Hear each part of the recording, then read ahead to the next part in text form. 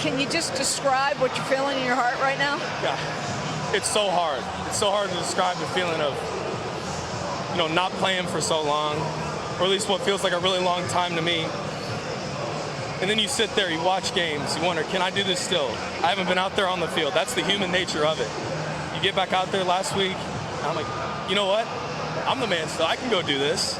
And then you got another test this week where I didn't know if I was going to play or not. Sure enough, ended up playing. We're playing the Eagles tonight. And the boys around me rallied tonight. And it just, gosh, it feels so good. It feels so good. I'm so proud of everybody tonight. Congratulations to you. We're all happy for you.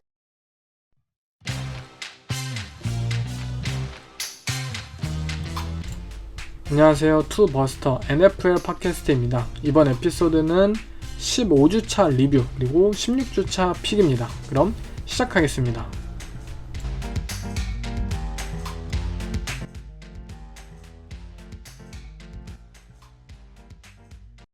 I've been talking about execution all year. Been on the same page. Everyone been on the same page, and we didn't execute. I don't think we're committed enough. Just got to turn it around. It's a challenge that we have to embrace. Just continue to see it through. What do you mean by that? About being committed enough? Commitment. I don't know that I had a dictionary on me now. Excuse me. I don't know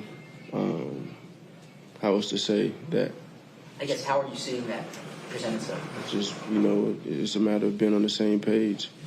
It takes everyone being all in all aspects, and, it starts with me. 15주차를 끝마친 현재 확실한 슈퍼볼 팀이다 라고 꼽을 팀은 샌프란시스코 나이너스밖에 없어요. NFC를 먼저 살펴보면은 NFC의 경우 댈러스 카우보이스가 사실 저번 주까지 정말 이 홈에서의 극강 포스를 선보이고 필라델피아 이글스를 때려잡으면서 또 다른 이 슈퍼볼 우승팀으로서 굉장히 치고 올라왔잖아요. 하지만 원정이라는 그 벽을 또 한 번 넘지 못하게 되었고, 저는 사실 이제는 12월 달이잖아요. 그리고 12월 달 이제 후반이에요. 시즌 종료가 3주밖에 남지 않았고 이제 정말 플레이오프를 앞두고 있는 팀들이에요. 그런데 그런 팀이 12월 달에 상대팀의 원정에서 정말 아무것도 공수 보여주지 못하고 무기력하게 패배를 보였다.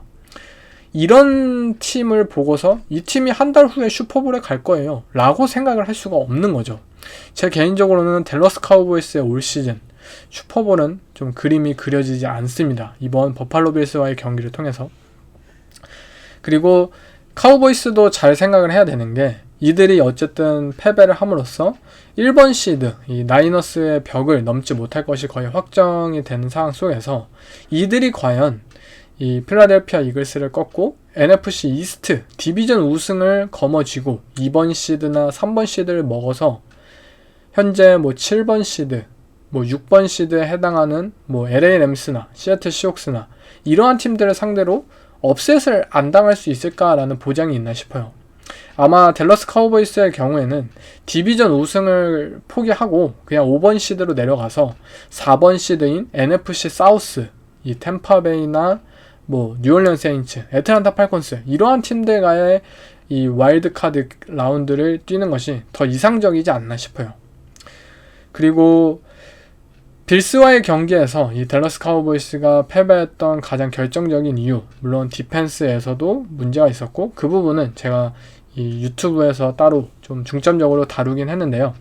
일단 오펜스에서 굉장히 많은 실망을 거두었죠. 그 전까지 댈러스 카우보이스의 오펜스는 30점, 40점 기본으로 거두면서 진짜 득실점 맞은 엄청난 기록을 선보였잖아요. 하지만 버팔로 빌스를 상대로 단 10점밖에 거두지 못하고 사실상 마지막 터치다운은 거의 떠먹여준 수준이고 그냥 3점 냈다고 보면 돼요. 그런데 왜 이렇게 오펜스의 퍼포먼스가 저조했냐? 그 이유는 버팔로 빌스라는 팀의 디펜스가 온전히 이 CD 램이라는 댈러스 카우보이스의 넘버원 리시버를 막기 위한 디펜스의 게임 플랜을 가져왔어요. 기존의 투 하이 커버리지에서 이 프리스냅 전에 보여주었다가 포스트 스냅 상황에서 한 명의 세이프티를 CD-램이 있는 CD-램이 대부분 이 스트롱 사이드의 이 슬랏 리시버로 라인업을 했었죠. 이 스트롱 사이드의 훅 플레이어로 커버리지를 이제 로테이션 하면서 내려오면서 세이프티와 함께 이 CD-램을 막아내는 라인베커와 세이프티가 동시에 CD-램을 견제할 수 있는 이러한 타입의 커버리지를 펼쳐내면서 댈러스 카우보이스가 CD-램이라는 리시버를 전혀 활용을 할 수가 없게 되었어요. 그런데 문제는 CD-램이라는 리시버가 막히더라도 이 선수에게 집중 견제가 들어가더라도 우리에게는 브랜든 쿡스가 있고 우리에게는 토니 폴라드가 있다. 마이클 갤럽이라는 리시버도 있고 이렇게 우산 효과가 돼서 다른 리시버들을 통해서 경기를 풀어나가는지 그렇게 돼야 되잖아요. 하지만 버팔로 빌스와의 경기에서 댈러스 카우보이스는 일단 라인 싸움에서 패배하면서 이 오라인이 쉽게 무너지기 시작하면서 이 프레스캇이 이 계속해서 시간을 벌어주지 못하다 보니까 CD-램이라는 넘버원 옵션이 막혔을 때 세컨드 옵션, 서드 옵션을 잘 이용을 해내지 못했어요. 그리고 그러한 설계를 댈러스 카우보이스 본인들 스스로도 잘 하지 못하였고요. 결국 아무것도 해결을 하지 못한 채로 경기가 끝이 났습니다. 그래서 이 댈러스 카우보이스라는 팀을 보면은 잘 풀릴 때는 정말 잘 풀리고 무지막지한 그러한 결과물을 보여줘요. 하지만 본인들이 벽에 가로막혔을 때 그 벽을 부수기 위해서 노력을 한다든지 그 벽을 오른다든지 뛰어넘는다든지 그러한 타입의 노력을 해야 되지만 이 카우보이스라는 팀은 항상 벽을 쳐다보기만 하는 팀 같아요. 이러한 중요한 경기에서 본인들 스스로 이 어드저스트먼트를 행하지 못하였고 결국 그대로 무기력하게 패배했다. 이것은 플레이오프라는 굉장히 전략적으로 더욱더 준비가 심해지고 치밀한 그런 경기에서 카우보이스가 왜 취약한지를 이 빌스와의 경기에서 다시 한번 보여주지 않았나 싶어요. 필라델피아 이글스의 경우에는 3연패를 경험하고 있고 굉장히 실망스러운 한 달을 보냈죠. 디펜스와 오펜스 모두 이 플레이콜에 대한 불신이 많아요. OC를 잘라라, 쉐인 슈타이켄 코치가 그립다, 또는 DC를 잘라라, 조나단 개넌이 선녀였다, 이러한 좀 팬분들의 이 필라델피아의 팬분들이 정말 열성적인 그런 비판을 하고 있는 상황인데 단순히 플레이콜을 떠나서 선수들 또한 너무 자주 실수를 벌이고 있죠. 이 페널티도 굉장히 작고 펄스타트나 이러한 것들이 너무나도 이 쿼터백인 젤런 헐츠도 계속해서 페널티를 저지르는 등 전체적으로 팀이 어수선한 분위기예요. 그리고 이 젤런 헐츠 또한 인터뷰를 통해서 이 팀의 커미트먼트가 부족한 상황이다 라는 것을 공개적으로 좀 언급을 했죠. 아마 이 라커룸의 선수들에게 있어서 우리 정신 차려야 할 때다 라는 것을 좀 일깨워주는 인터뷰지 않았나 싶은데요. 제 개인적으로는 이글스가 현재 폼이 굉장히 좋지 않지만 그래도 개인적으로는 NFC 팀에서 샌프란시스코를 제외하고 슈퍼볼을 갈 수 있는 팀이라고 생각한다면 역시 이글스밖에 없다고 생각이 들어요. 일단 이들은 양 어프런트의 강점을 가진 팀이고 이를 활용할 줄을 분명 아는 팀이었어요.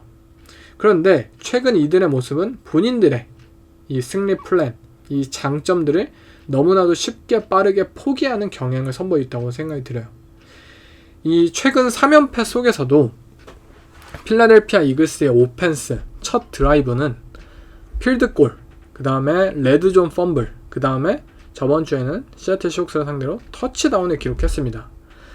그리고 이 필라델피아 이글스의 오펜스, 이 세 경기의 모든 첫 드라이브는 러싱과 패싱, 썰드다운, 갱신 정말 적절하게 잘 이루어졌었어요. 이 말은 무엇이냐면 이글스의 오펜스는 첫 드라이브에서 모두 성공적인 경기를 보여주었고 분명하게 야드를 전진할 수 있는 팀이라는 것을 보여주었다는 거예요. 러싱으로 패싱으로 조금씩 가면서 굉장히 본인들의 강점이었던 이 타임 매니지먼트에 능한 경기 플랜을 오펜스를 통해서 짤 수 있음을 3경기 연속 보여줬어요. 3경기 연속 경기에서 패배는 했지만 말이죠. 이것이 무슨 말을 뜻하냐면 이글스는 아직도 본인들이 진짜 마음만 먹으면, 본인들의 정신만 차리면 이 준비해온 게임 플랜이 성공해 먹은 것처럼 좋은 모습을 지속적으로 보일 수 있는 팀이라는 것이에요. 그런데 경기의 중반 정도부터 필라델피아 이글스는 본인들의 아이덴티티를 잃어버리기 시작을 합니다. 갑자기 더 많은 딥볼을 시도하게 되고, 제가 알던 필라델피아 이글스라는 팀은 굉장히 스마트한 플레이를 추구하는 팀이에요. 우리 팀이 젤런 헐츠라는 이 옵션 쿼터백을 가졌기 때문에 만약 박스를 비우지 않는다면 오케이, 우리 뭐 패싱을 하고, 만약 박스를 비운다면 우리 오케이 러싱을 하고, 뭐 이 스프레드 포메이션을 펼쳐서 디펜스가 뭐 넓게 이 포메이션을 뭐 배치하지 않고 스페이싱을 많이 열린다면 오케이, 우리 스크린 패스 던질 거야, 오케이, 우리 짧은 슬랜트, 이렇게 본인들이 상대 디펜스를 보고 이 다양한 옵션을 가진 만큼 그거에 맞는 이 정말 스마트한 오펜스들을 계속해서 이어갔던 팀이었는데, 지금의 오펜스는 우리 한번 딥볼 한번 시도해봐야 될 것 같아, 우리 할 수 있잖아, 야 AJ 브라운 너 가봐, 약간 이러한 타입의 플레이콜을 계속해서 선보이고 있어요. 갑자기 뜬금없이 빅플레이를 선보인다든지, 물론 성공하면 좋죠. 그리고 성공할 수 있는 선수들이에요. 그런데 본인들의 아이덴티티가 그것이 동반되지 않는 상황 속에서, 그리고 상대 디펜스가 편안하게 본인들의 이러한 공격적인 자신감, 이러한 것들을 바탕으로 플레이할 수 있을 때 이글스의 힘은 굉장히 떨어진다는 것이죠. 그렇게 더 많은 좀 실수를 저지르고 페널티도 저지르고, 또 러싱 쿼터백이라는 무기를 잘 활용하지 못하고 이 본인들만의 리듬으로 나아갔던 오펜스가 정말 리듬 없이 갑자기 그냥 3&아웃 펀트를 차고 있고, 이렇게 플레이콜에 대한 아쉬움이 분명히 남는 상황입니다. 그리고 페널티의 문제, 선수들의 집중력이 부족한 상황이고요. 제 개인적으로는 젤런 헐츠라는 이 과묵한 쿼터백이 인터뷰에서 공개적으로 이 팀원들을 좀 비판 아닌 비판을 했던 것은 조금은 이글스라는 팀 전체를 일깨워주는 역할을 해줄 수 있지 않을까 한번 믿어보겠습니다. 다음은 이 브록 퍼디에 대한 이야기를 해보고 싶어요. 현재 MVP 배당 1순위가 된 이 브록 퍼디. 브록 퍼디가 현재 MVP를 거의 받을 것이다, 좀 확실시 되고 있는 상황 속에서 브록 퍼디는 뭐 시스템 쿼터백이다, 이 팀빨이다, 카이 샤난 아니면 뭐 못한다, 뭐 이런 말도 있고, 또는 아니 브록 퍼디가 지금 선보이는 생산성, 뭐 효율성, 이러한 측면은 리그 최고 수준이다, 뭐 MVP를 받았던 패트릭 마홈스나 뭐 에런 로저스나 이러한 급의 생산성을 보이고 있는데 우리가 단순히 뭐 순수 실력 도르 뭐 이런 것을 해야 되냐, 브록 퍼디는 진정 자격이 있다, 뭐 이러한 논쟁을 뭐 국내든 해외든 엄청나게 하고 있는 것으로 알고 있어요. 그런데 일단은 뭐 MVP를 진짜 받을지 못 받을지 그것은 뭐 18주차가 돼야지 뭐 드러나겠지만, 그러한 논쟁은 사실 의미가 없다고 생각이 들어요. 본인들이 이 브록 퍼디라는 쿼터백에게 있어서 과연 이 쿼터백이 어떤 플레이를 펼쳤고 이 팀이 오펜스에서 어떤 역할을 해내는지, 그것을 먼저 좀 이해를 해야 되지 않을까 싶습니다. 먼저 올 시즌 샌프란시스코가 초반에 5연승으로 이 시즌을 시작했었죠. 그리고 그 5연승 동안 이 브록 퍼디는 정규 시즌 뭐 전승을 기록하면서 리그 최고의 쿼터백이라는 평가를 받았어요. 그런데 뭐 디보 사뮤엘이 부상을 당하고 크리스찬 맥카프리, 뭐 트렌트 윌리엄스 뭐 부상을 당하면서 샌프란시스코가 3연패를 겪게 되었고, 그 3연패를 겪으면서 브록 퍼디는 이 디보 사뮤엘 없이 못한다, 뭐 크리스찬 맥카프리 없이 못한다, 팀빨이었다, 이러한 또 언론적인 분위기가 대부분 그랬어요. 그리고 다시 6연승을 거두고 있는 현재 브록 퍼디는 다시 MVP 1순위 쿼터백이 되었습니다.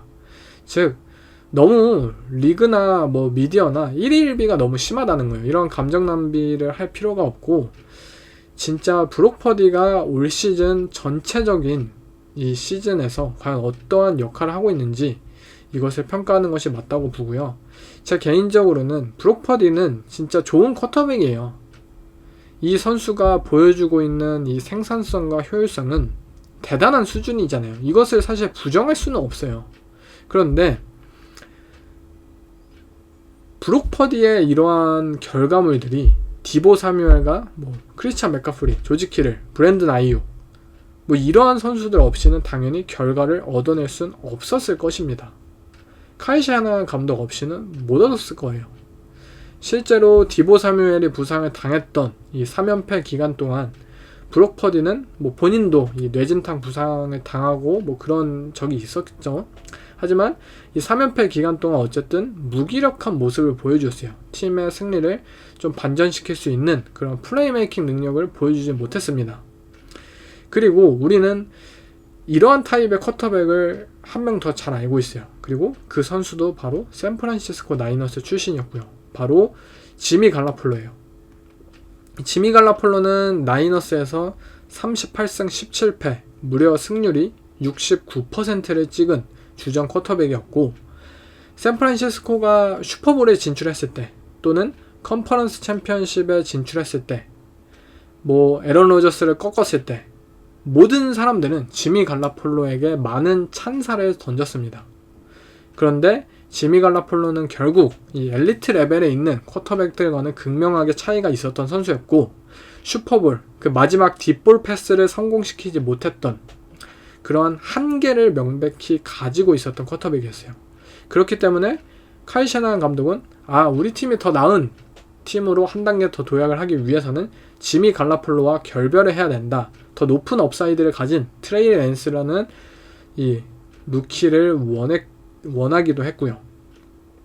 그런데 물론 제가 말하는 것이 지미 갈라폴로와 브록 퍼디가 똑같다라는 말은 아니에요. 브록 퍼디는 어쨌든 지미 갈라폴로보다 더 좋은 생산성을 보이는 것도 사실이고, 또 어리고 더 성장할 여지가 있는 쿼터백이니까요. 그렇지만 브록 퍼디는 현재까지 이 엘리트 쿼터백들만이 가진 요소를 보여주지는 않았다고 개인적으로 생각이 듭니다. 패트릭 마홈스가 보여주는 이 막 스크램블 하다가 뭐 사이드 암으로 진짜 말도 안 되는 패스를 꽂는다든지, 또는 조시 알렌의 막 여러가지 막 색들을 막 피하고 막 말도 안 되는 뭐 플레이들을 펼친다든지, 뭐 에런 로저스의 뭐 헤일 메리, 뭐 이러한 엘리트 쿼터백들만이 보여줄 수 있는 플레이를 아직은 브록 퍼디라는 쿼터백이 저는 제대로 보여주진 않았다고 생각이 들어요. 그리고 이러한 것들을 보여주지 않는 상황 속에서 지미 갈라폴로라는 쿼터백도 분명히 보여주지 않았지만 성공할 수 있음을 샌프란시스코에서 카이 샤나한 감독과 보여주었고요. 그렇기 때문에 내가 지미 갈라폴로급의 쿼터백이 아니다, 나는 진정 MVP 자격이 있는 리그 최고의 쿼터백이다, 단순히 리그 최고의 생산성을 보여주는 쿼터백이 아닌 실력적으로 최고다라는 것을 증명하기 위해선 앞으로 플레이오프에서 좋은 활약을 보여줘야만 하겠죠. 하지만 아까도 말했지만 제 개인적으로는 브록 퍼디라는 쿼터백은 아직 이 엘리트 플레이들을 보여주진 않았다고 생각이 들어요. 그가 MVP를 받는 것에 대해서는 뭐 이견이 없어요. MVP라는 것은 최고의 생산성을 보인 그 해의 선수가 받는 것이지 최고의 선수가 받는 건 아니잖아요. 우리 모두 알고 있잖아요. 그렇기 때문에 이 브록 퍼디가 이 모든 의심들, 그리고 본인이 진정한 뭐 MVP 쿼터백이다 라는 것을 증명하기 위해서는 앞으로 있을 플레이오프에서 어떤 플레이를 펼치냐에 따라서 이 논쟁이 결론이 나지 않을까 싶네요. 또 다른 뭐 플레이오프권 팀으로 디트로이트 라이온스가 있죠. 디트로이트는 뭐 다크호스로 불리고는 있는데, 제 개인적으로는 이 제러드 거프라는 쿼터백을 뭐 믿지는 않아요. 신뢰하지를 않아요. 뭐 제 팟캐스트를 계속해서 들으신 분은 아시겠지만 제러드 거프를 저는 싫어합니다. 굉장히 소프트한 쿼터백이라 생각이 들고요.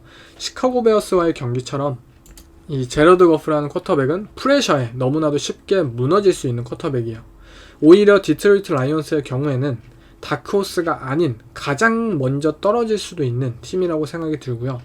오펜스에 굉장히 의존하는 현재 팀의 구조를 가지고 있는데, 만약 제러드 거프가 또다시 이 잘 준비된 게임 플랜에 의해서 디펜스의 게임 플랜, 뭐 프레셔 패키지, 블리츠, 심프레셔 이러한 것들을 잘 이겨내지 못하고 오펜스가 이끌고 나가지 못하는 상황 속에서 디트로이트가 과연 이길 수 있나 싶어요. 디트로이트의 디펜스가 스텝업을 하지 않는다면 이들의 플레이오프는 좀 딥한 런을 하기에는 부족하지 않나 싶습니다. 그리고 뭐 NFC 사우스 디비전의 팀들, 뭐 템파베이, 그리고 뭐 뉴올리언 세인츠, 애틀란타 사실 다 기대할 만한 레벨이 아니죠. 뭐 그린베이 패커스도 마찬가지고요. 오히려 가장 다크호스의 팀은 저는 LA 램스라고 생각이 듭니다. 션 맥베이 감독의 올 시즌 진짜 대단하다고 생각이 들고 매튜 스태포드나 쿠퍼컵, 뭐 에런 도널드, 푸카 나쿠아 이들이 팀 전체를 이끄는 활약을 펼치고 있고 또 기존의 약점이라고 꼽혔던 이 뎁스적인 측면은 매주 굉장히 뛰어난 게임 플랜을 통해서 상세를 해내는 모습이에요. 올 시즌 드래프트 정말 대박을 터뜨린 이 램스, 제가 이 팀을 또 한 가지 더 높게 생각하는 이유는 굉장히 터프한 팀이라는 거예요. 선수들이 진짜 정신적으로 너무나도 무장이 된 팀이에요. 이들의 슈퍼볼 런에서도 봤지만 매튜 스태포드가 계속해서 경기 막판까지 위닝 드라이브, 컴백 드라이브를 이끌면서 결국 슈퍼볼에 차지했죠. 그것을 경험했고 그것의 주축이었던 이 베테랑 선수들이 아직도 팀의 핵심이에요. 스태포드 컵, 에런 도널드까지, 그리고 푸카 나쿠아, 그리고 올 시즌 뽑았던 뭐 카이란 윌리엄스나 이들의 루키들도 굉장히 터프한 선수들이 많습니다. 상황이 어떻든 플레이오프 본인들이 언더독이 되었든 매튜 스태포드라는 리그에서 가장 터프한 남자이자 쿼터백인 이 리더를 보고 포기를 하지 않고 오히려 더 힘을 내고 있는 모습을 보여주고 있는 만큼 어쩌면 플레이오프에서 가장 만나기 싫은 팀이 되지 않을까 싶네요. 다음 AFC 리그의 경우에는 일단 1번 시드인 볼티모어가 슈퍼볼에 가장 가까운 거는 맞다고 생각이 들어요. 라마 잭슨 굉장히 뛰어난 퍼포먼스 선보이고 있고 디펜스도 리그 상위권의 모습을 보여주고 있죠.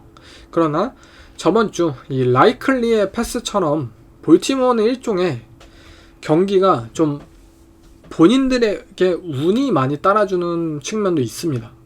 그 라이클리의 패스도 어쩌면 인터셉션으로 이어질 사실 가능성이 더 많았던 패스인데 어떻게 또 라이클리가 잘 잡았죠. 물론 그 선수의 능력이기도 하지만 운이 분명히 이들에게 좋게 현재까지 작용을 하고 있다는 거예요.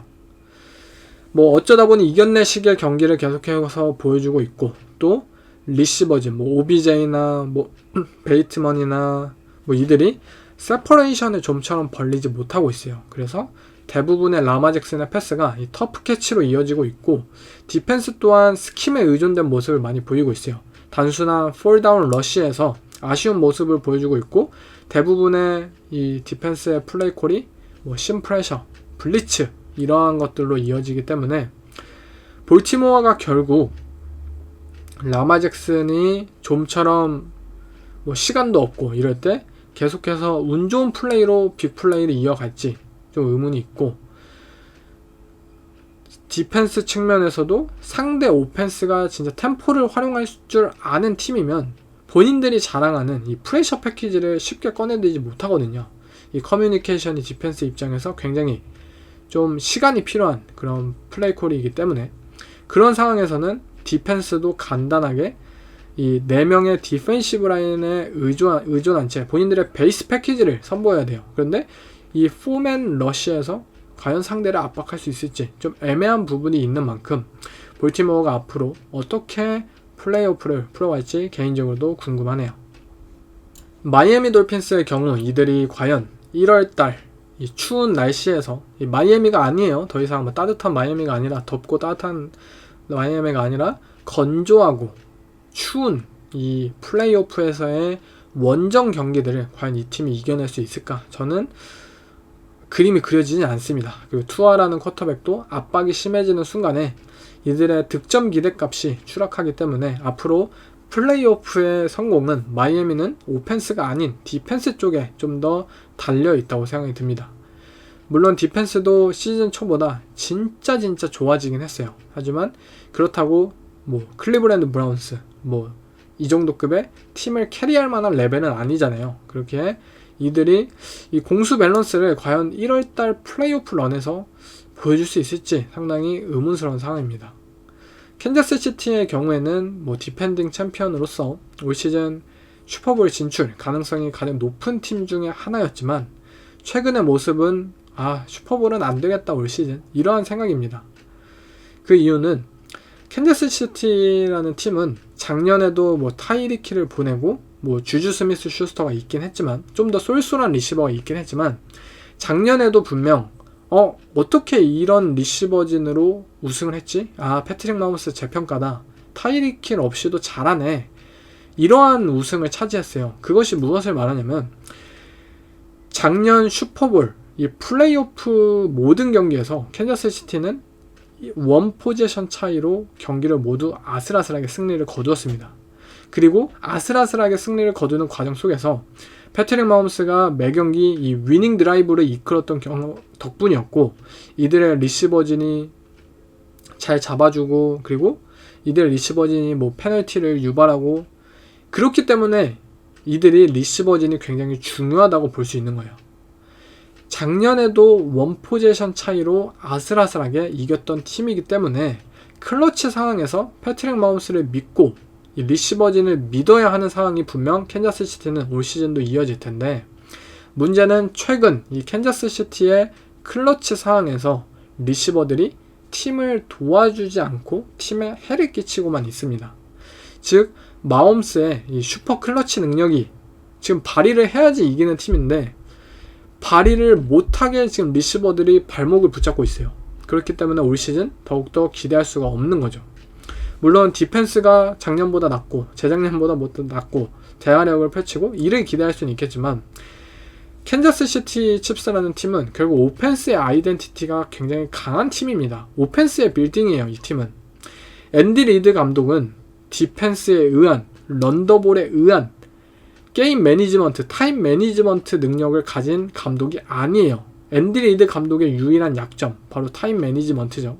이러한 것들을 생각했을 때 캔자스 시티가 디펜스의 힘을 통해서 플레이오프 승리를 거두는 것은 거의 불가능하다고 생각이 들고요. 어쨌거나 이 팀은 오펜스, 패트릭 마홈스가 위닝 드라이브를 이끌어야 하는 책임을 가진 팀이고 그것을 도와줄 수 없는 리시버진을 보유했기 때문에 더욱더 가능성이 떨어지지 않나 싶네요. 뭐 AFC 사우스의 경우에는 잭슨빌 제거스가 그나마 이제 가능성이 가장 높은데 기대치가 거의 바닥이죠.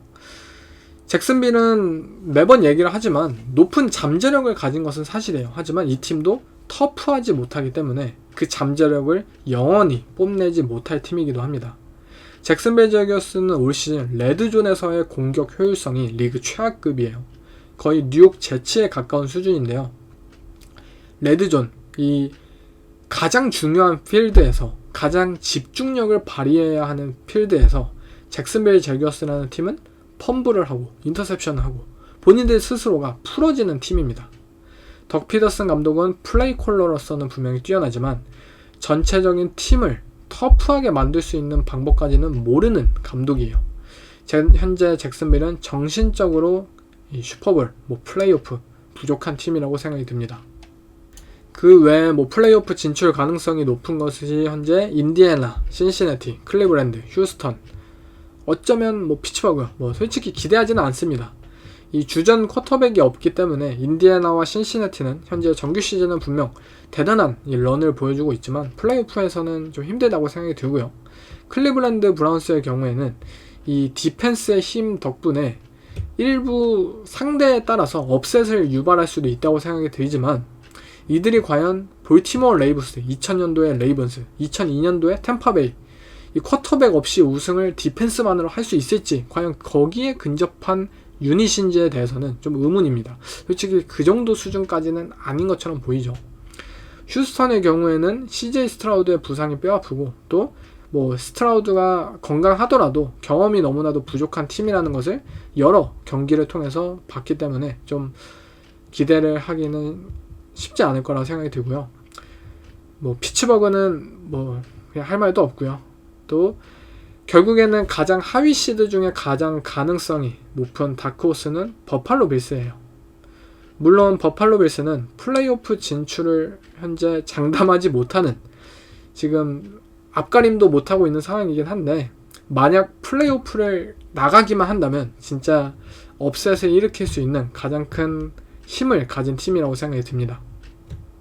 조시 알렌이라는 엘리트 쿼터백을 일단 가지기도 했고, 또 이 팀이 현재 공수 이 오펜스와 밸런스의 밸런스 유지를 노력하고 있다라는 점은 기존의 이 정규 시즌 중반까지의 모습을 보였던 버팔로 빌스와는 좀 다른 모습을 보여주고 있고, 여기에서의 가능성이 좀 있다고 봐요. 오펜스에서 조시 알렌의 지분을 상당히 줄이려 노력하고 있고, 그 노력이 실제로 카우보이스를 상대로 빛을 보기도 했습니다. 그런데 제가 걱정하는 것은 조시 알렌이라는 쿼터백은 이 본인의 손에 공이 있어야 본인도 이 리듬을 찾고 본인도 활약을 펼칠 수 있는 타입의 쿼터백이에요. 즉 플레이오프에서 조시 알렌에게 분명히 활약이 필요한, 팀이 조시 알렌에게 기대는 상황이 분명히 벌어질 거예요. 그런데 그 상황 속에서 조시 알렌이 갑자기 나보고 하라고? 우리 팀 러싱하고 있었잖아. 아니 게임 플랜이 러싱에 집중이 되어 있었는데 갑자기 나보고 해달라고? 이러한 상황이 혹시 펼쳐지지 않을까 개인적으로 좀 걱정을 하고 있습니다.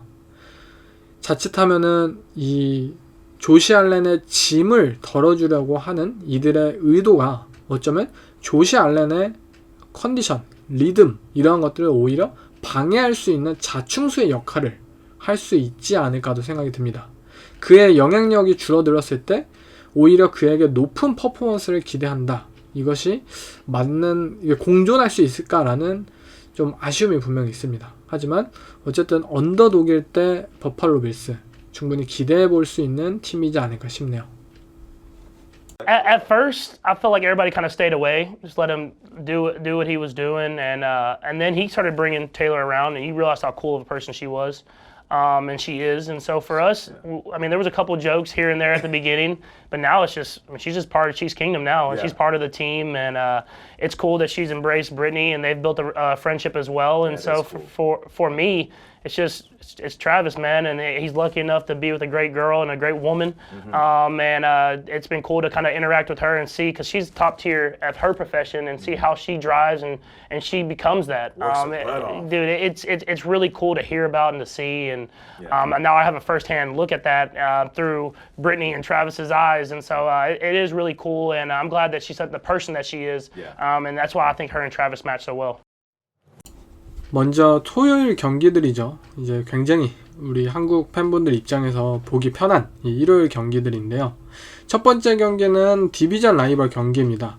현재 벼랑 끝에 몰린 피츠버그 스틸러스와 원정팀인 신시내티 벵갈스가 맞붙는데요. 이 제이크 브라우닝을 앞세운 이 신시내티 벵갈스가 현재 3연승을 거두었기에 원정이지만 마이너스 2.5라는 현재 탑독의 위치에 있습니다. 피츠버그 스틸러스의 경우에는 현재 리그에서 가장 분위기가 안 좋은 팀 중에 하나예요. 물론 이 팀이 좋은 성적을 거둘 때에도 이 성적에 비해 실제 경기력은 굉장히 떨어진다. 어떻게 피츠버그 스틸러스가 이기고 있는 것이냐, 이런 부분에 대해서 이 르브론 제임스도 본인들의 이 경기력이 답답하다는 비유를 피츠버그 스틸러스를 들기도 하고, 그만큼 이 알 수 없는 힘을 냈던 팀이지만 그것이 이제 이 실체가 뽀록나고 있죠. 이들의 경기력이 이제 결과물까지도 이어지고 있고, 계속해서 이 답답한 상황을 반전을 시키지 못하는 가운데 이 단순 경기력뿐만이 아니라 이 팀 컬처에 있어서도 굉장히 우려되는 이 사건이 터져버렸죠. 바로 피츠버그 스틸러스의 디바 리시버인 이 조지 피킨스라는 젊은 이 리시버가 그전에도 공을 이 패스를 잘 안 준다, 팀의 오펜스, 팀의 쿼터백, 플레이콜 이러한 부분에 있어서 불만을 제기했던 이 좀 거만한 이 리시버가 블락킹을, 이 러싱 상황에서 런블락킹을 아예 시도조차 하지 않는 모습을 우리가 봤어요, 저번 주에. 그리고 그것이 이제 질타를 당하자 조지 피킨스가 인터뷰를 통해서 나는 부상을 당하기 싫어서 그랬다. 다른 리시버가 그것을 하는데 부상을 당했던 것을 봤기 때문에 그러한 투로 말을 했어요. 정말 피츠버그 스틸러스라는 이 컬처에 있어서만큼은 굉장히 리그에서 독보적인 팀이었다. 그런 것들을 바탕으로 해서 매년 일관성 있는 경기력과 이들의 컬처와 그리고 팀 성적을 매년 5할 이상의 승률을 기록하는 등 굉장히 좋은 모습을 보였던 이 피츠버그 스틸러스의 컬처가 지금 금이 가고 있다라는 것을 보여주지 않았나 싶어요.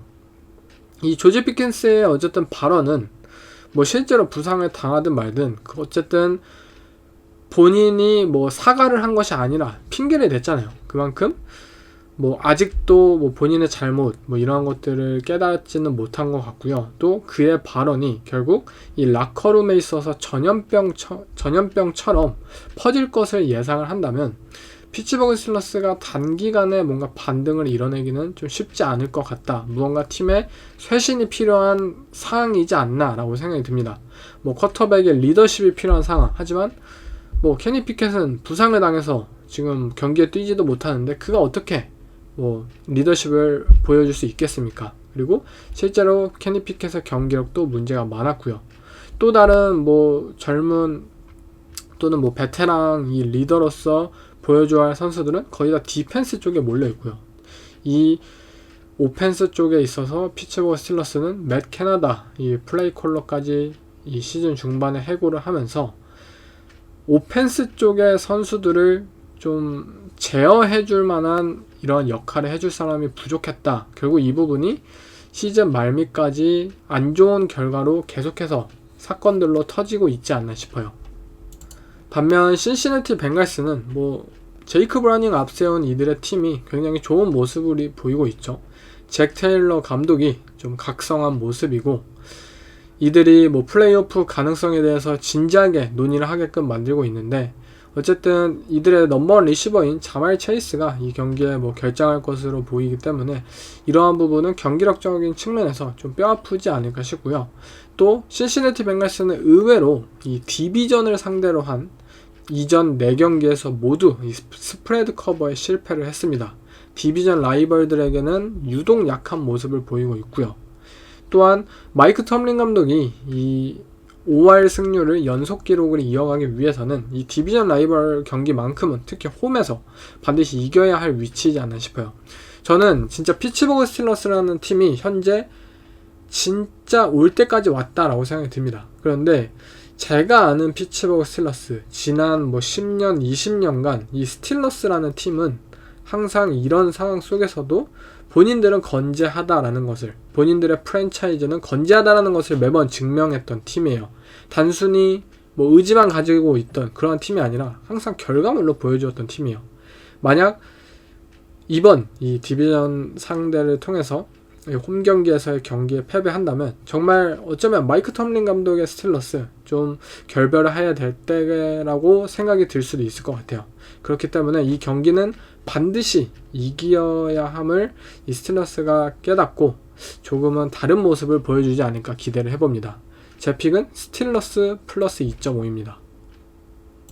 다음은 버팔로 빌스와 LA 차저스와의 대결입니다. 차저스의 홈에서 차저스가 언더독이죠. 당연히 플러스 12.5로 현재 1998년 이후 처음으로 두 자릿수의 언더독이 된 LA 차저스입니다. 정말 대단한 팀입니다. 뭐 98년이면은 거진 25년 역사 처음으로 이 언더독으로 두 자릿수를 포인트를 현재 기록을 하게 됐는데요. 저번 주 63점을 실점을 하고 본인들의 감독이었던 이 브랜든 스테일리를 해고했던 이들은 제 개인적으로는 지금부터 이 짐 하버 감독, 이 미시간의 짐 하버 감독의 바지가랑이를 진짜 잡아야 된다고 생각이 들어요. 일단 LA 차저스의 경우 어쨌든 저스틴 허버트라는 쿼터백이 있기 때문에 많은 분들이 뭐 저스틴 허버트를 이 감독들이 선호를 할 것이라고 생각하기 때문에 뭐 벤 존슨이나 이런 오펜시브 플레이 콜러 이러한 타입의 감독을 새로운 감독으로 영입하기를 원할 것이에요. 그리고 벤 존슨 이 코치도 현재 들리는 루머로는 뭐 15 밀리언 달러 1500만 달러를 연간 원한다 뭐 이런 루머가 들렸죠. 정말 엄청난 금액인데 이 아직 검증되지 않은 이 코치에게 제 개인적으로는 LA 차저스라는 팀은 오펜스 플레이 콜러가 필요한 팀이 아닙니다. LA 차저스는 이 오펜스 플레이 콜러가 필요했기 때문에 이 댈러스 카우보이스의 플레이 콜러였던 캘럼 무어 코치를 데려왔었죠. 하지만 캘럼 무어 코치는 뭐 LA 차저스에서 제대로 된 성공을 거두지 못하였고 또 브랜든 스테일리 감독과 함께 결국 실패한 시즌을 선보였어요. 그렇다면 LA 차저스라는 팀에게는 도대체 어떠한 유형의 감독이 필요한 걸까요? 제 개인적으로는 LA 차저스라는 팀은 그동안 터프함이라는 게 부족한 팀이에요. 이들은 항상 따로 놀던 팀이에요. 오펜스와 디펜스, 뭐 스페셜팀, 모든 게 정립되지 않았던 팀이었고 본인들의 아이덴티티가 무엇인지 무엇 하나 뚜렷한 방향성을 가지지 못했던 팀이었습니다. 그렇기 때문에 단순 플레이 콜러의 감독을 원하는 것이 아닌 팀 빌더이자 컬처 빌더로서 이 미시간 대학교를 현재 이끌고 있는, 그리고 이전에 샌프란시스코를 슈퍼볼로 진출시켰던 경험이 있는 이 짐 하버 감독을 영입하는 것이 제 개인적으로는 가장 옳은 방향이라 생각이 들어요. 1,500만 달러를 주고 이 검증되지 않은 단순 오펜스 플레이 콜러인 벤 존슨 코치를 영입하기보다는 2천만 달러, 3천만 달러를 주고 저라면 팀 빌더인 짐 하버 감독을 영입하겠습니다. 상대팀인 버팔로 빌스의 경우에는 현재 저번주 댈러스 카우보이스와의 경기에서 이 러싱 게임에 있어서 본인들이 이 강점을 보일 수 있는 팀이다 라는 것을 계속해서 증명을 해냈고 또 실현을 해냈어요. 그런 상황에서 LA 차저스의 디펜스, 이 런 디펜스의 정말 3년 연속 최하위권의 모습을 보이고 있는 팀이죠. 어쩌면 2주 연속 버팔로 빌스, 이 조시 알렌이 2주 연속 패스를 10번도 성공시키지 않을 경기가 펼쳐질 수도 있다고 생각이 들어요. 그런데 어쨌든 감독이 해고된 다음에 이 직후의 경기는 이 라스베가스 레이더스도 마찬가지지만 알 수 없는 힘을 내기도 해요. 선수들이 일종의 좀 영감을 받고 이 좀 에너지를 내서 우리 다시 한번 잘해보자 이러한 식으로 좋은 결과를 때로는 반전을 일으키기도 하지만 키넌 알렌이라는 넘버원 리시버가 또다시 아웃된 상황 속에서 LA 차저스가 과연 이들의 오펜스가 터치다운 하나라도 기록할 수 있을까요? 그리고 이들의 디펜스가 현재 빌 바든, 조시 알렌과의 오펜스를 막아낼 수 있을지 싶습니다. 제 픽은 빌스 마이너스 12.5입니다. 다음 경기는 시애틀 시옥스와 테네시 타이탄스 간의 경기인데요. 타이탄스의 홈에서 타이탄스가 플러스 2.5로 현재 언더독입니다. 이 마이크 브레이블 감독이 홈에서 언더독일 때 이 스프레드 커버의 확률이 굉장히 높은 감독 중에 한 명인데요. 일단 시애틀 시옥스는 지노 스미스가 이번 주에 돌아올 것으로 예측이 돼요. 저번 주 드류 락의 이 마지막 92야드 역전 터치다운 드라이브를 성공시키고 또 인터뷰를 통해서 굉장히 감동적인 인터뷰를 한 만큼 어쩌면 저번 주 이 필라델피아 이글스를 상대로 한 그 승리가 이 시애틀 시옥스라는 팀을 진짜 반전시킬 수도 있는 계기가 된다고 생각이 들 정도예요. 그만큼 좀 좋은 승리를 거두었다고 개인적으로 생각이 듭니다. 시옥스가 이 좋은 리시버, DK 메칼프도 터프한 캐치들을 만들어 주었고 본인들의 장점 같은 것들을 앞으로 좀 많이 보여줄 수 있는 그런 기회가 펼쳐졌고 자신감들 그런 것들을 좀 확인할 수 있었던 경기였다고 생각이 들어요. 그리고 상대해야 하는 테네시 타이탄스, 이들의 세컨더리가 과연 시애틀 시옥스의 잭슨 스미스 지그바라든지 DK 메칼프라든지 이러한 리시버들을 잘 막아낼 수 있을까? 제 생각에는 좀 부족해 보입니다. 물론 먼데이 나잇 풋볼 경기를 뛰었고 시애틀 시옥스에게 피로도가 분명히 있겠지만 그동안 부상에서 회복하고 돌아온 지노 스미스는 풀 컨디션이에요. 지노 스미스가 이번에는 좀 이 드류락이 어쨌든 기회를 벌어다 주었던 만큼 이 기회를 헛되게 안 쓰지 않을까 싶어요. 제 픽은 시애틀 시옥스 마이너스 2.5입니다. 다음은 워싱턴 커맨더스 그리고 뉴욕 제츠가 맞붙는데요. 이 뉴욕 제츠의 홈에서 제츠가 마이너스 3.0으로 무려 탑독입니다. 저번주 뉴욕 제츠의 모습을 보신 분들은 아시겠지만 이 팀이 어떻게 탑독으로 꼽히냐? 물론 워싱턴도 그만큼 형편없는 팀이기 때문입니다. 일단 뉴욕 제츠의 경우에는 이 쿼터백 에런 로저스가 다시 한번 몸 상태가 100%가 아니다 이렇기 때문에 뭐 이번 시즌 그냥 걸을 것 같다라는 것이 또 루머로 들리고 있죠. 뉴스로. 저번 주만 하더라도 뭐 클리어했다, 부상에서 클리어했다, 뭐 팀 성적에 따라서 뭐 다음 주에 나올 수도 있다, 뭐 이러한 것들이 현재 대세였는데 한 주 만에 바뀌었어요. 그런데 에런 로저스는 사실 원래 이런 쿼터백이에요. 이 쿼터백이 뭐 엄프를 잘 이용하고 이러한 것들은 좀 감안해서 들어야 되지 않을까 싶습니다. 본인에 대한 관심이나 이러한 것들을 잘 이용해내는 쿼터백이고, 애초에 이 쿼터백이 그 아킬레스건 부상을 당했음에도 불구하고 올 시즌 복귀를 하겠다. 뭐 말도 안 되는 거죠. 사실 팀 차원에서도 애초에 말려야 하는 상황이고요. 어쨌든 뉴욕 제츠의 올 시즌은 뭐 사실상 플레이오프 경쟁이 끝이 났고, 이 로버트 살레 감독은 어떻게 이 핫시트에 오르락 내리지 않고 있는지 제 개인적으로 굉장히 궁금한 시즌입니다. 뭐 마이크 텀린 감독의 스틸러스 뭐 끝났다. 그리고 뭐 빌 벨리책 감독의 뉴잉글랜드 6개의 슈퍼볼 챔피언을 들으면 뭐예요? 뭐 한두 시즌 꾸르면 끝났다. 근데 로버트 살레 감독은 무려 3번의 시즌을 망쳤는데도 뭐 아무런 지금 뭐 비판이나 이런 것들 잘 듣지 않고 있어요. 도대체 어떻게 이렇게 사람들의 잣대가 다른지 개인적으로 굉장히 신기합니다. 뭐 워싱턴 커맨더스도 마찬가지죠. 론 리베라 감독이 어떻게 아직도 안 잘리고 있는 건지 굉장히 궁금할 정도인데요. 이 두 팀 간의 경기는 이 무엇이든지 뚫리는 방패, 바로 워싱턴 커맨더스의 디펜스, 그리고 무엇이든지 뚫을 수 없는 창, 바로 뉴욕 제츠 오펜스, 이 창과 방패의 대결이라고 볼 수 있겠는데요. 일단 두 팀 모두 뭐 어떻게 될지 모르겠어요. 그래서 저는 간단하게 이런 경기는 포인트를 택하겠습니다. 바로 워싱턴 커맨더스 플러스 3.0을 선택하겠는데요. 이 경기에서 패배하는 팀은 좀 감독을 자르는 그런 모습을 보여야 하지 않을까 생각이 듭니다. 다음 경기는 인디애나 콜츠와 애틀란타 팔콘스와의 경기. 팔콘스의 홈에서 팔콘스가 의외로 현재 탑독입니다. 마이너스 1.0인데 이 오버어치브라는 단어가 어울리는 인디애나 콜츠, 그리고 언더어치브라는 단어가 어울리는 애틀란타 팔콘스, 이 두 팀은 굉장히 극명한 시즌을 보여주는 것 같아요. 가드너 민슈와 함께 위닝 시즌을 보여주고 있는 이 쉐인 슈타이켄 감독이 이끄는 인디애나 콜츠, 반면에 그 많은 스킬 플레이어들을 가지고도 캐롤라이나 팬터스를 상대로 단 7점밖에 거두지 못했던 아서 스미스 감독이 이끄는 팔콘스.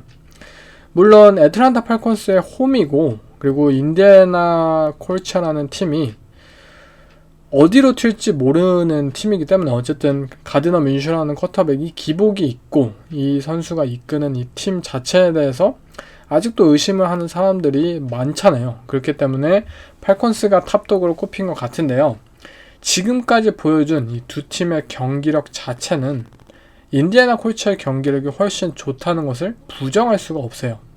팔콘스는 데스먼드 리더로 쿼터백 시즌을 시작했다가 잘 풀리지 않자 테일러 하이니키로 잠깐 썼었고, 또 테일러 하이니키도 안 통하니까 다시 한번 데스먼드 리더로 썼다가 또 저번 주 데스먼드 리더가 또 통하지 않자 이제 다시 테일러 하이니키로 돌아간, 이게 뭐 하는 짓인지 사실 모르겠어요. 이렇게 다시 한번 쿼터백을 바꾼 이 애틀란타 팔콘스의 결정이 뭐 옳은 결정이냐 뭐 이런 것을 떠나서 그냥 팀의 일관성이 없죠. 그리고 일관성 있는 경기력을 기대하기도 힘든 것이 사실이고요.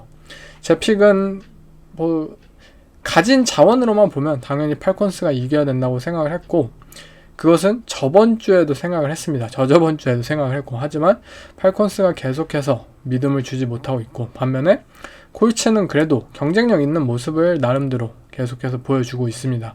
제 픽은 인디애나 콜츠 플러스 1.0입니다. 다음 경기는 그린베이 패커스와 이 캐롤라이나 팬터스가 맞붙는데요. 팬터스가 플러스 5.0을 현재 홈에서 라인을 가지고 있습니다. 그린베이 패커스의 경우 이 3연승을 거둔 이후 현재 2연패에 빠지게 됐는데요. 그린베이 패커스가 다시 이 안 좋은 경기력을 보이고 부진을 경험하고 있는 가장 큰 이유는 일단 첫 번째는 간단하게 디펜스의 잘못이죠. 이 램보필드라는 이 그린베이의 홈에서 상대했던 쿼터백 중 그냥 NFL 역사상 최초로 이 패서 레이팅 만점을 기록한 첫 번째 선수가 된 베이커 메이필드. 뭐 톰 브레이디나 패트릭 마홈스나 뭐 이런 선수가 아니라 베이커 메이필드가 패서 레이팅 만점을 최초로 램보 필드에서 기록하게 되었습니다. 저번 주. 그만큼 저번 주 이 그린베이 패커스의 디펜스는 굉장히 형편이 없었는데요. 벅스의 첫 번째 썰드다운 플레이를 아마 다시 보시면 좋겠는데 어떻게 디펜스가 뭘 플레이를 하고 있는지조차 가늠이 되지 않을 정도로 완벽히 막 소프트하고 완벽히 와이드 오픈 찬스를 그냥 떠먹여주는 수준으로 플레이를 했습니다. 계속해서 베이커 메이필드는 본인만의 이 리듬과 그리고 뭐 프로텍션, 완벽한 프로텍션을 바탕으로 계속해서 패스를 꽂아내고 터치다운을 만들어낼 수 있었고, 이 그린베이 패커스의 디펜시브 코디네이터인 조 베리, 이 코치가 올 시즌 계속해서 이 시즌 마지막까지 실망스러운 모습을 보이고 있다는 점, 그린베이 패커스가 현재 부진을 겪는 가장 큰 이유라고 생각이 듭니다. 패커스는 제 생각에는 오펜스는 어느 정도 혈이 뚫린 것 같아요. 조던 러브도 이 경기 뭐 지긴 했지만 또 좋은 활약을 본인 나름대로 펼쳤고, 또 뭐 리시버인 루키 리시버인 윅스도 좋은 활약을 펼쳤고, 또 리드도 이 계속해서 뭐 레드존이든 그리고 또 뭐 본인만의 그런 백필드에서든 계속해서 핫핸드 플레이어라는 것을 증명해냈고, 오펜스 자체는 좀 일관성 있는 모습을 보여주고 있다라고 생각이 들어요. 패커스의 오펜스가. 하지만 패커스의 오펜스가 좋은 모습을 보이고 성장을 하고 있는 것은 확실하지만 아직 팀의 승리를 캐리할 만한 그룹은 아직 역량이 되지 않았습니다. 그렇기 때문에 패커스의 경우 오펜스도 꾸준히 보여줘야 되고 디펜스도 또 잘해줘야 되고 스페셜팀까지 이 모든 그룹이 각자의 할 일을 해줘야 돼요. 어느 한 오펜스가 캐리를 한다든지 디펜스가 캐리가 한다든지 이런 팀이 아니잖아요. 모든 세 부분에 있어서 잘 해줘야 되는데 디펜스에서 너무나도 빵꾸가 심하게 나고 있는 이상 이 캐리가 불가능한 오펜스로는 당연히 이 승리를 기록할 수 없지 않을까 싶습니다. 뭐 캐롤라이나 팬터스의 경우에는 저번 주 팔콘스를 상대로 의외의 업셋을 일으키면서 2승을 기록하게 되는데요. 아마 2승을 기록하면서 가장 좀 간담이 서늘했던 팀은 바로 베어스의 팬분들일 것 같아요. 전체 1픽을 이러다 또 놓치면 어떡하지? 아마 이런 생각이 들었을 것 같은데, 캐롤라이나 팬더스가 뭐 디펜스가 뭐 잘 막아낸 것은 사실이지만, 뭐 오펜스나 뭐 단 9점의 득점밖에 기록하지 못했다는 점, 그리고 애틀랜타 팔콘스가 사실 더 엉망이었기 때문에 팬터스가 이길 수 있지 않았나. 무언가 꾸준함을 보이는 측면에서는 그린베이 패커스가 좀 더 기대할 게 많기 때문에 제 픽은 패커스 마이너스 5.0입니다. 다음은 클리브랜드 브라운스와 휴스턴 텍산스 두 팀 간의 대결, 바로 휴스턴 홈에서 열리지만 원정팀인 브라운스가 마이너스 2.5로 현재 탑독입니다. 브라운스는 저번 주 이 조 플라코가 무려 3개의 인터셉션을 던졌지만 승리를 거두었어요. 이 경기를 보면서 느낀 것은 클리브랜드 브라운스라는 팀은 진짜 뭐 쿼터백이 누가 됐든지 어떻게 해서든 승리를 할 수 있는 팀이다 라는 것을 계속해서 증명을 해내고 있습니다. 휴스턴 텍산스의 경우에도 뭐 CJ 스트라우드가 없는 경기에서 본인들이 승리를 거두었고, 케이스 키넘이 또 뭐 라이벌 이 테네시 타이탄스와의 뭐 역사 그런 부분에서 좀 신경전이 있었는데 뭐 본인들의 자존심을 챙기는 데 성공을 했고, 또 이 플레이오프에 대한 의지가 결국 텍산스에게는 아직도 남아있기 때문에 이 경기에서도 굉장히 중요할 것이라고 생각이 듭니다. 그런데 이 두 팀 간의 경기는 모두 부상자가 너무 많습니다. 브라운스의 경우에는 사실 이 양 오펜시브 태클이 없는데도 계속해서 승리를 거두는 등, 아니 태클이 없는데 어떻게 승리를 거두지? 얘네 어떻게 이기고 있는 거야? 그런 마음이 들 정도로 굉장히 신기하고, 또 본인들의 그러한 약점들을 잘 메꿔내고 있는 모습을 보여주고 있고요. 텍산스의 경우에도 뭐 CJ 스트라우드가 뭐 부상으로 빠진 것을 떠나서 또 모든 좀 전체적인 포지션에서도 부상자가 겹치고 있는 모습입니다. 이렇게 부상자가 많고 좀 경기 결과를 알기 힘든 상황 속에서 저는 어떻게 해서든 이 쥐어짜서 승리를 거두고 있는 이 브라운스의 손을 들고 싶습니다. 브라운스는 이미 이 시즌 초부터 이 부상에 대한 부분을 핸디캡을 잘 이겨내고 있어요. 케빈 스테판스키 감독이 이번에는 진짜 좀 박수를 받을 만한 시즌이지 않나 싶고요. 제 픽은 브라운스 마이너스 2.5입니다. 다음은 디트로이트 라이온스와 미네소타 바이킹스, 이 디비전 라이벌 대결인데요. 바이킹스의 홈에서 이 라이온스가 원정이지만 마이너스 3.0으로 탑독입니다. 당연하게도. 바이킹스는 근데 제 개인적으로는 이 라이온스라는 팀을 상대로 꽤 잘 플레이할 수 있는 팀이라고 생각이 들어요. 가장 큰 이유는 제가 믿지 않고 있는 이 제러드 고프라는 쿼터백이 이 블리츠나 이 프레셔에 있어서 굉장히 취약한 쿼터백인 만큼 브라이언 플로레스 코치의 디펜스, 제로 블리츠를 바탕으로 해서 어마어마한 쿼터백에게 프레셔를 가할 수 있는 이 디펜시브 코디네이터의 존재 때문에 바이킹스의 디펜스가 충분히 이 제러드 고프를 상대할 수 있는 그러한 그룹이지 않을까 싶어요. 그렇지만 이 바이킹스에게서도 디펜스 쪽에서는 좀 유리한 부분이 있다 하더라도 바이킹스의 오펜스, 이 닉 멀렌스라는 쿼터백, 백업 쿼터백이 이끄는 이 팀의 오펜스가 과연 라이온스의 디펜스를 잘 상대할 수 있을까는 좀 의문스럽긴 합니다. 하지만 다만 바이킹스에는 이 조던 에디슨이나 저스틴 제퍼슨이라는 이 좋은 리시버들이 있기 때문에 어떻게 해서든 경기를 잘 끌고 갈 수 있지 않을까 기대를 해봅니다. 이 디비전 라이벌 경기이고 또 미네소타 바이킹스의 이 플레이오프 희망에 있어서 굉장히 이 경기를 지면은 7승 8패로 굉장히 플레이오프가 멀어지잖아요. 그만큼 절박한 경기라는 점, 그리고 바이킹스의 홈이라는 점은 이 플러스 3.0으로 좀 걸어볼만 하지 않을까 싶어요. 제 픽은 바이킹스 플러스 3.0입니다. 다음은 잭슨빌 제규어스 그리고 템파베이 벅스가 만나는데요. 벅스의 홈에서 마이너스 2.0으로 벅스가 탑독입니다. 일단 잭슨빌 제규어스의 경우에는 홈에서 개망신을 당했었죠. 그리고 이번 주 경기도 이 트레버 로렌스가 다시 한번 뇌진탕 부상으로 출전하지 않을 것으로 현재 더 가능성이 높은 상황입니다. 템파베이의 경우에는 이 오라인이 정말 프로텍션 측면에서 잘 지켜주었고 그 상황에서 베이커 메이필드가 커리어 최고 이 완벽한 퍼펙트한 패서 레이팅 158.3을 기록하면서 이 본인만의 리듬과 마이크 에반스, 크리스 가든 이들의 이 오펜스 웨폰진들과의 그런 완벽한 호흡을 자랑했습니다.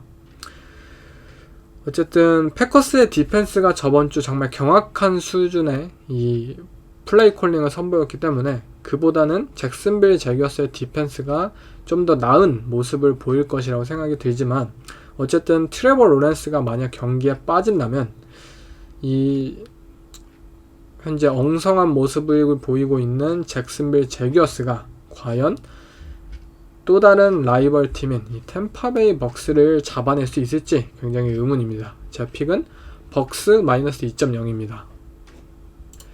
다음 경기는 애리조나 카디널스 그리고 시카고 베어스가 이 시카고에서 만나는데요.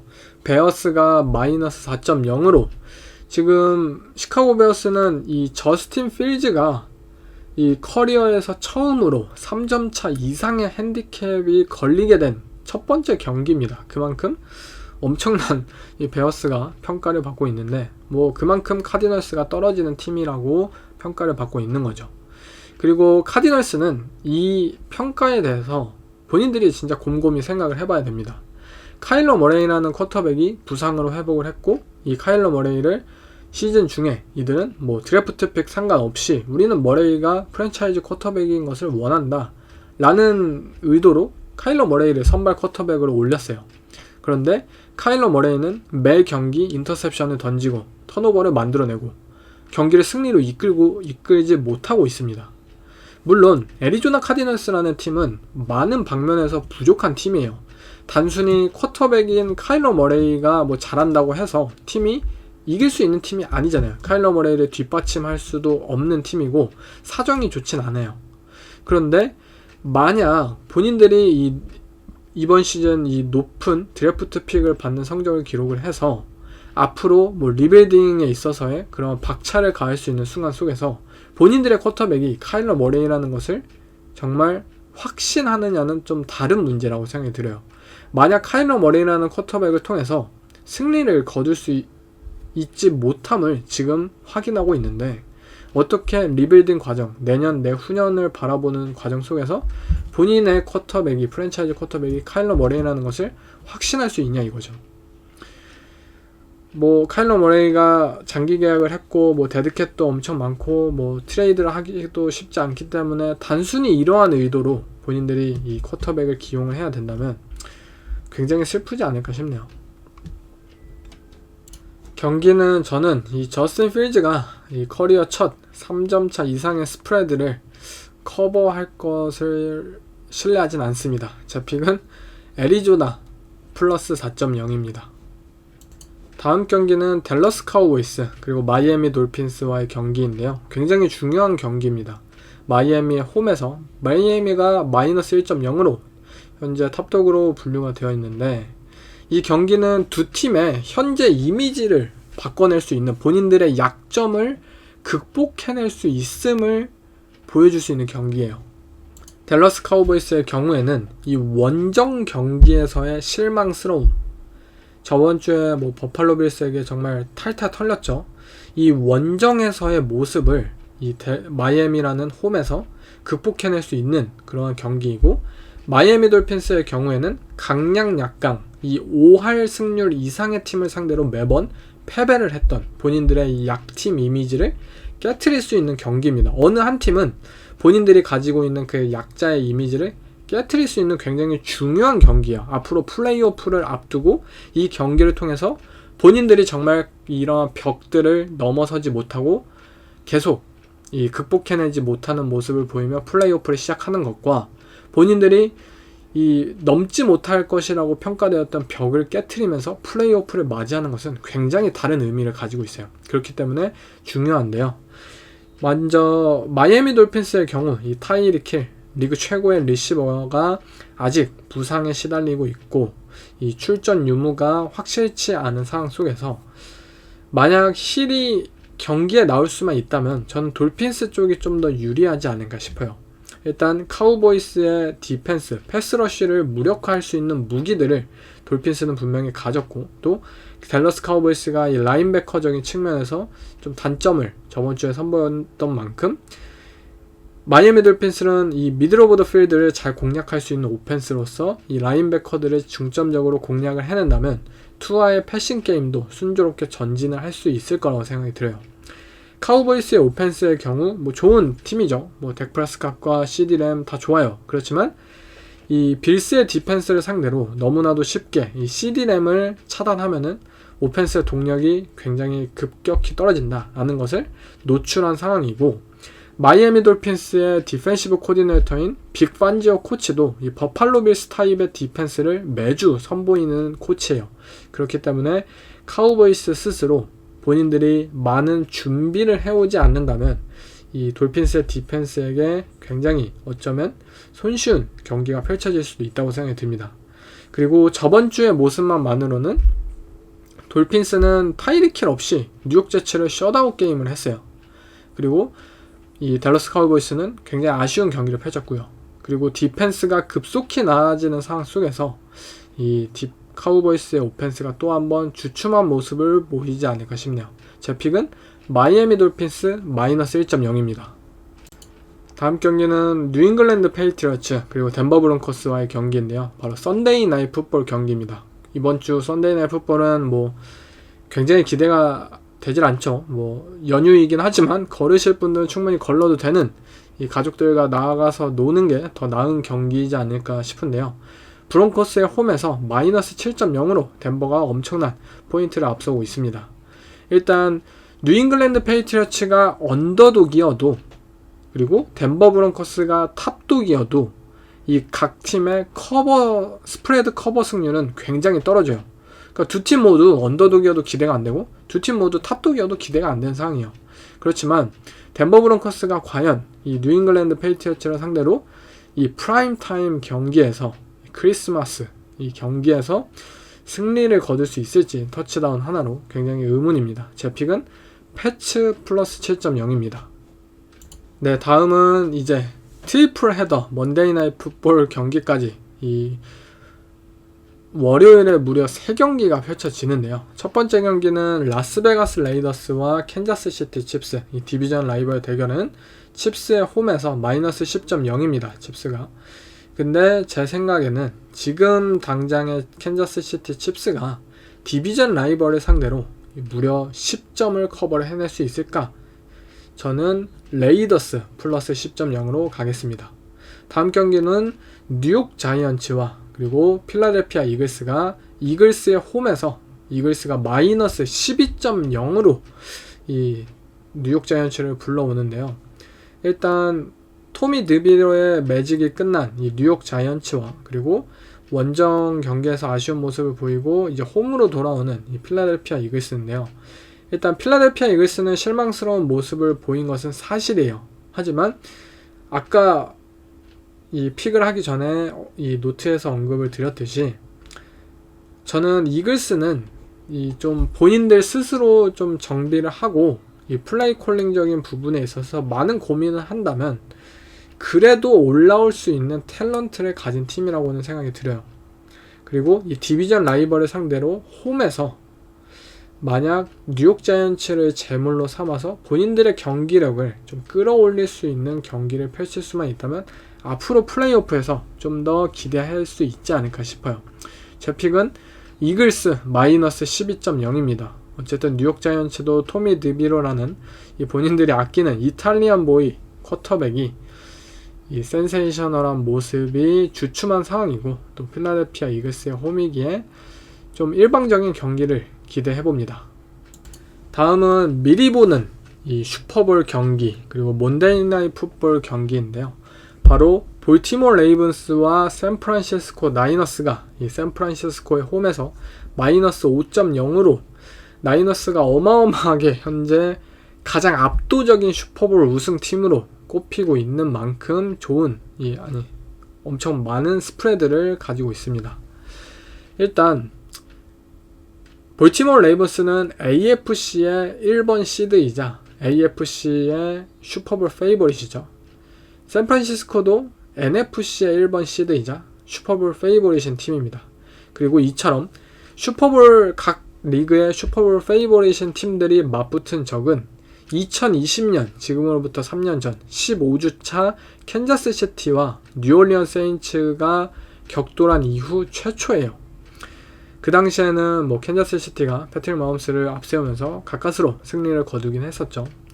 그리고 이 라마 잭슨과 브록 퍼디가 이 맞붙는 이 경기는 아무래도 볼티모어의 경우에는 1번 시드인 것은 사실이지만 볼티모어 레이븐스의 경기를 보신 분들은 느끼실 거예요. 레이븐스가 진짜 잘하긴 잘해요. 라마 잭슨도 진짜 잘해요. 러싱도 잘하고 패싱도 잘하고. 근데 무언가 압도적인 활약을 펼쳐지지 못하고 있어요. 샌프란시스코 나이너스의 경기를 보면 와 진짜 잘한다. 그냥 상대가 안 된다. 아니 40야드 50야드 터치다운을 이렇게 쉽게 한다고? 이렇게 놀라울 정도의 플레이들을 보여주잖아요. 하지만 볼티모어 레이븐스의 경우에는 좀 다른 게 어떻게 해서든 이기긴 이긴다. 상대가 좀 실수하는 것을 잘 캐치해냈네. 운도 따라주네. 이러한 타입의 경기를 펼쳤기 때문에 나이너스와 이 레이븐스는 똑같은 1번 시드지만 좀 다른 평가를 받지 않나 싶어요. 그런데 제가 주목하고 싶은 점은 샌프란시스코의 경우 저번주 애리조나 카디널스를 상대로 꽤나 많은 점수를 내줬어요. 물론 득점을 많이 한 것도 사실이지만 실점도 많이 해줬고 이들의 태클링 이슈가 굉장히 크게 드러났던 경기였어요. 샌프란시스코 나이너스의 디펜스가 작년 정도의 수준이 아닌 사실 아무도 이들의 오펜스의 활약 때문에 묻혀지는 상황 속에서 잘 드러나지는 않고 있지만 샌프란시스코의 디펜스가 일종의 저는 태클링적인 이슈가 계속해서 매 경기 좀 나오고 있다고 생각이 들어요. 분명히 크게 드러나고는 있지 않지만 플레이오프나 이런 중요한 매치업에서는 분명히 크게 터질 수 있는 문제라고 생각이 듭니다. 또 볼티모어 레이븐스처럼 이 확실한 태클링을 해야 하는 이 러싱 위주의 매번 쿼터백 라마 잭슨을 상대로 태클링을 해야 되는 이러한 팀을 상대로 할 때 만약 샌프란시스코가 저번 주와 같은 이 디펜스의 수준을 보인다면 굉장히 힘들어지지 않을까 싶어요.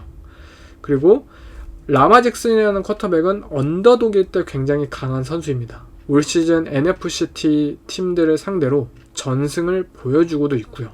또한 샌프란시스코 나이너스의 D라인들 제번 하그레이브나 에릭 암스테드나 이 부상 소식이 있고 경기에 출전하지 않을 확률이 굉장히 높다고 하죠. 그렇다면 이 레이븐스, 라마 잭슨을 상대로 충분히 압박을 해낼 수 있을까 상당히 의문스럽습니다. 현재 라마 잭슨의 경기력이 상당히 좋아요. 만약 이 샌프란시스코가 진짜 이 포맨 러쉬를 통해서 이 라마 잭슨을 충분히 압박하지 않는다면 레이븐스에게는 충분한 오펜스의 기회가 여러 번 생기지 않을까 싶습니다.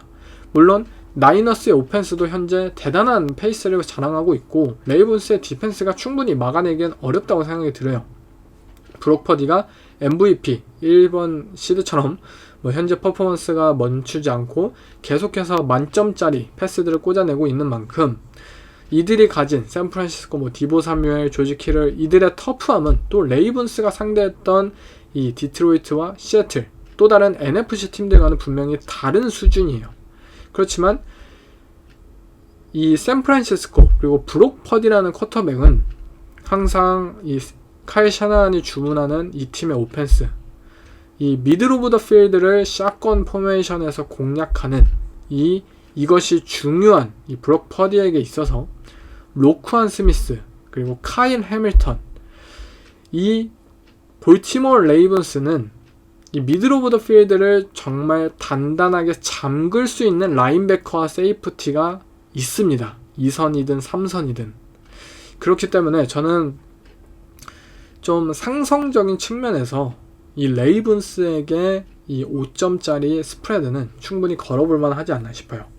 물론 레이븐스도 이 레프트 태클인 이 스테일리가 부상으로 빠질 수 있다. 그리고 만약에 빠진다면 백업 레프트 태클을 과연 닉 보사를 상대했을 때 닉 보사는 그냥 잡아먹겠죠. 그러한 그림을 생각한다면 나이너스에게도 충분히 이 손쉬운 승리가 어쩌면 벌어질 수도 있겠지만 제 픽은 5점차 언더독일 때 레이븐스 한번 걸어볼만 하지 않을까 싶어요. 제 픽은 레이븐스입니다. 네, 이상 16주차 픽들을 다 꼽아봤는데요. 크리스마스 연휴와 함께 이 미리 보는 슈퍼볼 여러분들도 재밌게 즐기셨으면 좋겠습니다.